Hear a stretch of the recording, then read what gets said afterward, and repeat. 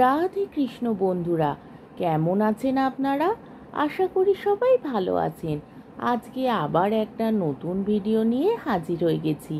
ভিডিওটি শেষ অবধি দেখার অনুরোধ রইল। আজকের গল্প শরৎচন্দ্র চট্টোপাধ্যায়ের বোঝা। গল্পটি 3টি পর্বে পাঠ করব। আজ প্রথম পর্ব। সাগরপুরে আজ মহাধুম। রোশন চৌকি আর ঢাকের বাদ্যে গ্রাম সরগরম। সপ্তাহ ধরিয়া যে কি কাণ্ড বাঁধিয়া গিয়াছে তাহা গ্রামের এবং তৎপার্শ্ববর্তী 4-5 ক্রোশের সকল লোক জানে।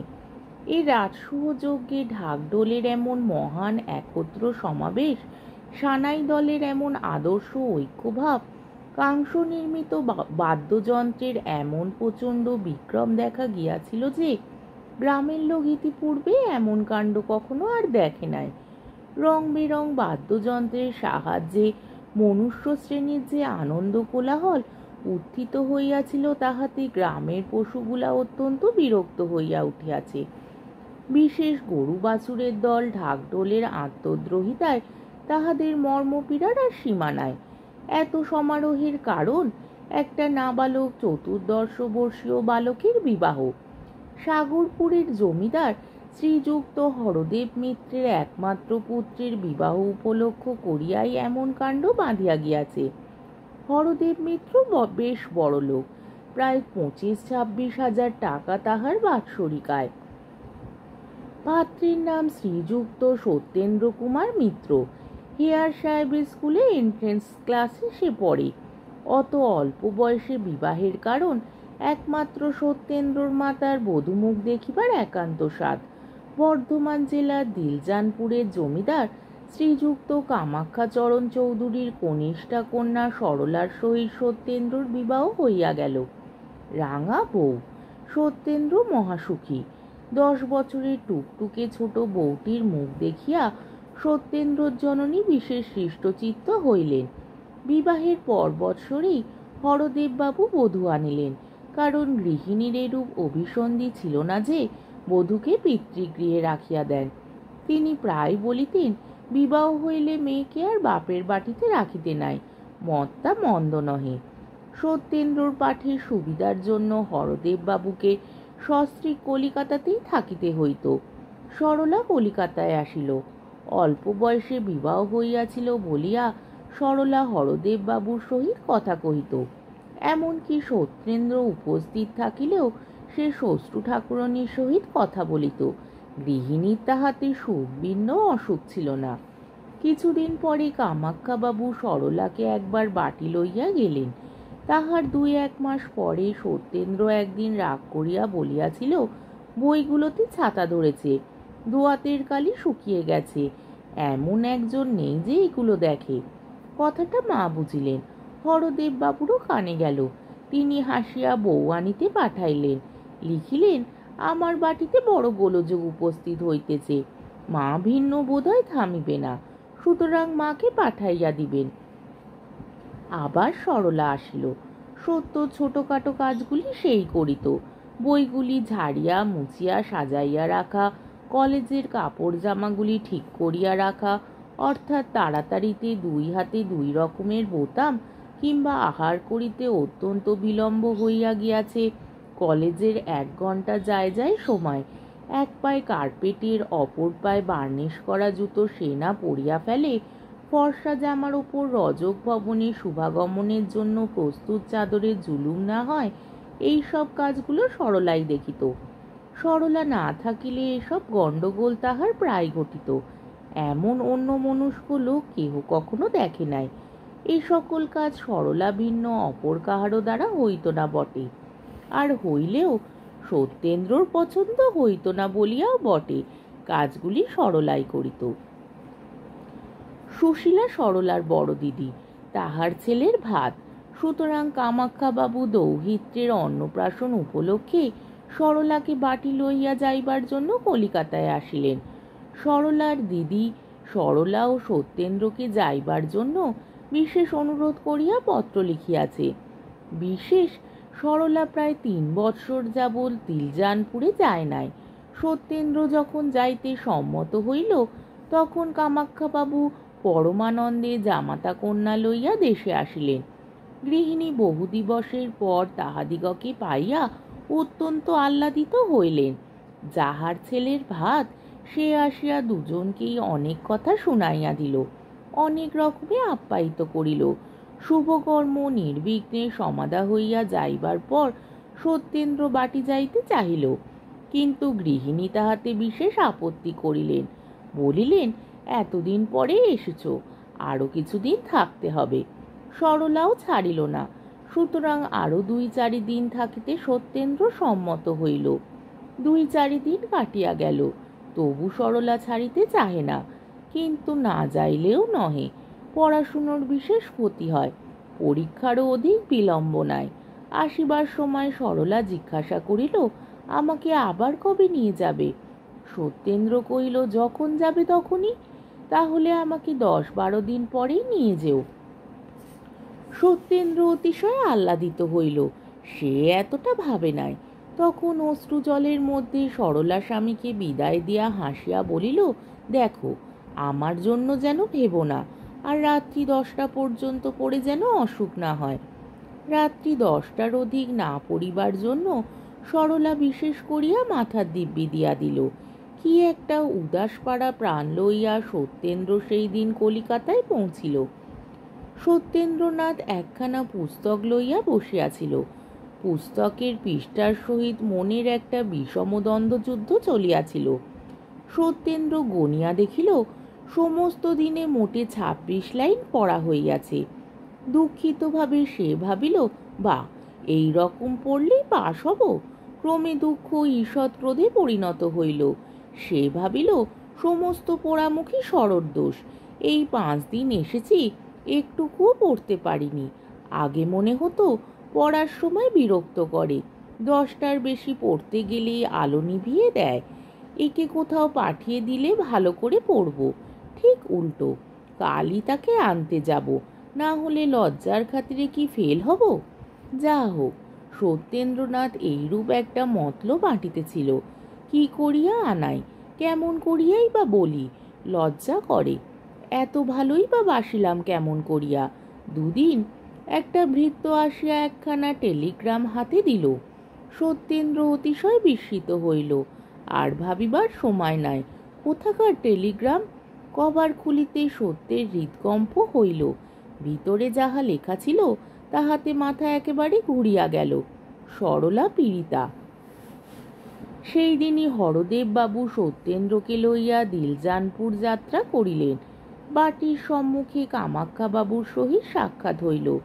হরদেব বাবু চিৎকার করিয়া জিজ্ঞাসা করিলেন, মা কেমন? কামাখ্যা বাবু কহিলেন, আসুন, ভিতরে চলুন। হরদেব বাবু ভিতরে গিয়া দেখিলেন সরলা বিষচিকারকে আক্রান্তা। একদিনে সরলাকে আর চেনা যায় না। চক্ষু বসিয়া গিয়াছে, পদ্মের মতো মুখখানিতে কালিমা পড়িয়াছে। বিজ্ঞ হরদেব বাবু বুঝিলেন অবস্থা ভালো নহে। চক্ষু মুছিয়া ডাকিলেন, মা সরলা। সরলা চাহিয়া দেখিল তখনও সরলার বেশ চৈতন্য আছে। কেমন আছো মা? সরলা হাসিয়া বলিল, ভালো আছি তো। দুজনেই বুঝিল এটা আপোষের মিটমাট হইয়া গেল। সকলে চলিয়া যাইলে সত্যেন্দ্র আসিয়া কাছে বসিল। দারুণ আতঙ্কে কথা বাহির হইল না। তখন জোর করিয়া নীরস ভাঙা গলায় সত্যেন্দ্র ডাকিল, সর। শুষ্ক ভাঙা গলা, হতে কি? সেই চিরপরিচিত স্বর, সেই আদরের ডাক, সর। এ কি ভুল হয়? সরলা চাহিল। সে হরদেব বাবুকে দেখিয়া পূর্বেই সত্যেন্দ্রর আগমন অনেকটা অনুমান করিয়াছিল। সরলা স্বামীকে তামাশা করিতে বড় ভালোবাসিত। হাসিয়া বলিল, কি নিতে এছো? কথা বসিয়া গিয়াছে। এতক্ষণ কোনো মতে সত্যেন্দ্র চক্ষুর জল চাপা দিয়া রাখিয়াছিল। অবস্থা দেখিয়া সে বালির বাঁধ ভাঙিয়া গেল। সত্যেন্দ্র জানিত এ সময় কাঁদিতে নাই, কিন্তু পোড়া চোখের জলের কি সে বিবেচনা আছে? বেশ ধীরে ধীরে স্বচ্ছন্দে তাহারা একটির পর একটি করিয়া ফোঁটায় নামিতে আরম্ভ করিল। তাহারা যে সরলার অঙ্গে মিশিতেছে, এ অবকাশ তাহাদের কখনো হইয়াছে কি? কখনো হয় নাই। তোমার কিংবা সরলার খাতিরে তাহারা কি এ সুযোগ ছাড়িয়া দিবে? সরলা স্বামীকে কখনো কাঁদিতে দেখে নাই, সেও কাঁদিল। অনেকক্ষণ পরে চক্ষু মুচিয়া সে বলিল, ছি, কাঁদো কেন? পুরুষ মানুষের কি কাঁদতে আছে? এ কি বটে সরলা, বেশ বুঝিয়াছ। অন্তর্দাহে তাহারা শুকাইয়া কাঠ হইয়া যাও, এক ফোঁটা জল যেন না পড়ে। অশ্রু স্ত্রীলোকের জন্য, পুরুষের তাহাতে হাত দিবার অধিকার নাই। যন্ত্রণায় পুড়িয়া যাও, কাঁদিতে পারিবে না, কাঁদিলে স্ত্রীলোক হইয়া যাইবে। সরলা, এ ব্যবস্থা কি তোমরাই করিয়াছ? সরলা স্বামীর হাত আপনার হাতে টিপিয়া ধরিয়া কাঁদিয়া বলিল, পরজন্ম বিশ্বাস করো কি? সত্যেন্দ্র কাঁদিতে কাঁদিতে বলিল, করতাম কিনা জানি না, কিন্তু আজ হতে সম্পূর্ণ বিশ্বাস করব। সরলার মুখে ঈষৎ হাসির চিহ্ন প্রকাশ পাইল। ঔষধ খাওয়াইবার সময় হইয়াছে দেখিয়া কামাক্ষাবাবু, হরদেববাবু এবং ডাক্তারবাবু কক্ষে প্রবেশ করিলেন। ডাক্তার নাড়ি টিপিয়া বলিলেন, আশা বড় কম, তবে ঈশ্বরের ইচ্ছা। ঈশ্বরের ইচ্ছায় পরদিন বেলা 7টার সময় সরলার মৃত্যু হইল। সন্ধ্যার সময় হরদেববাবু সত্যেন্দ্রকে লইয়া কলিকাতায় ফিরিলেন। কি যেন কি একটা হইয়া গিয়াছে। রাজশয্যায় শয়ন করিয়া ইন্দ্রিয়ের সুখ কথঞ্চিত উপলব্ধি করিতেছিলাম, টানিয়া কে যেন সুখের স্বপ্নটুকু ভাঙিয়া দিয়াছে। অর্ধরাত্রে উঠিয়া বসিয়াছি, ঘুম ভাঙিয়া গিয়াছে। আমার আজীবন সহচর সেই অর্ধচিহ্ন খট্টায় শুইয়া আছি। আমি কাঁদিব না হাসিব? সুখের স্রোতে অনন্তে ভাসিয়া যাইতেছিলাম, হঠাৎ যেন একটা অজানা দলের পাশে আবদ্ধ হইয়া গিয়াছি। আর বুঝি কখনো ভাসিয়া যাইতে পাইব না। সব যেন উল্টাইয়া গিয়াছে, জীবনের কেন্দ্র পর্যন্ত কে টানিয়া পরিধির বাইরে লইয়া গিয়াছে। কিছুই যেন আর ঠাহর হয় না। এ কি হইল?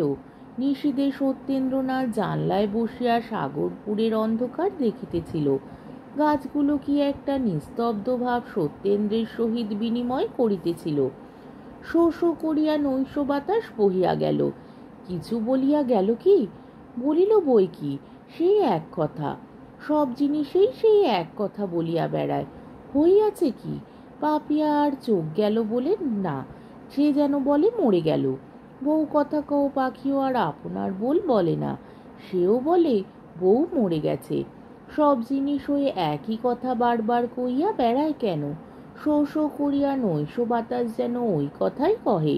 নেই নেই, সে নেই। কেমন আছো সত্য?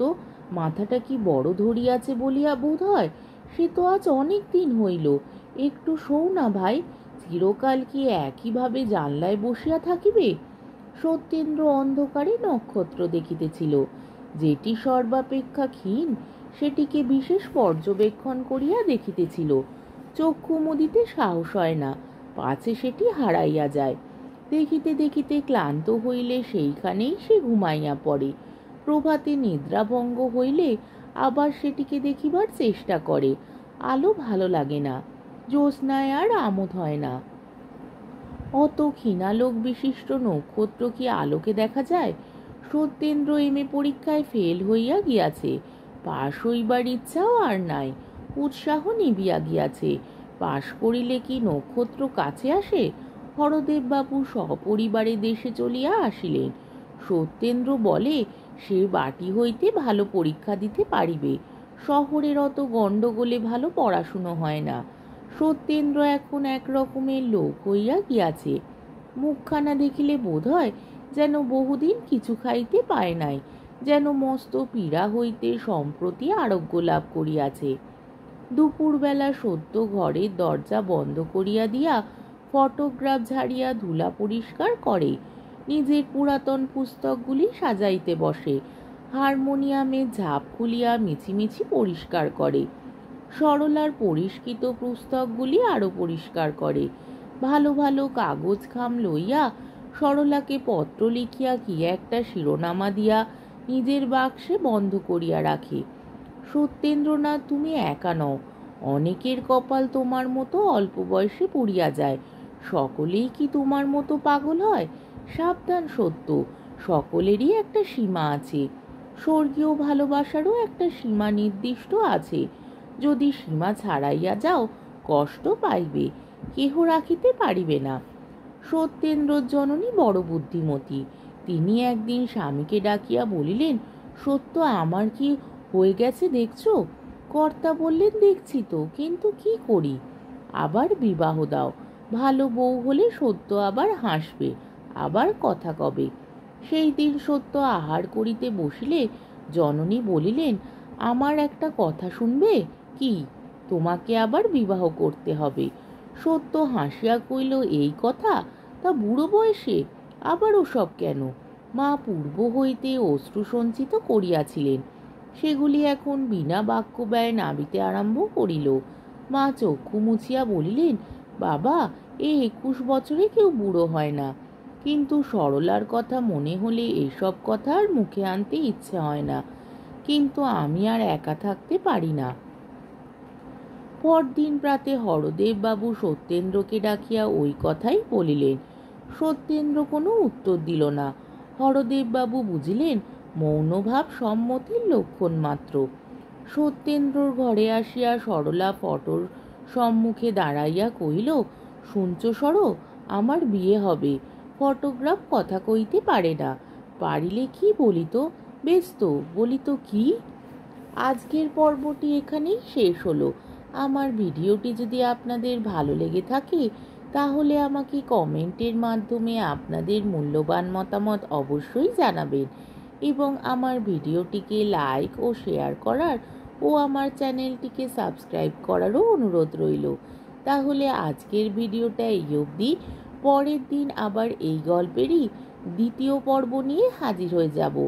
ততক্ষণ পর্যন্ত আপনারা সবাই ভালো থাকবেন, সুস্থ থাকবেন, সাবধানে থাকবেন এবং আমার ভিডিওটি দেখতে থাকবেন।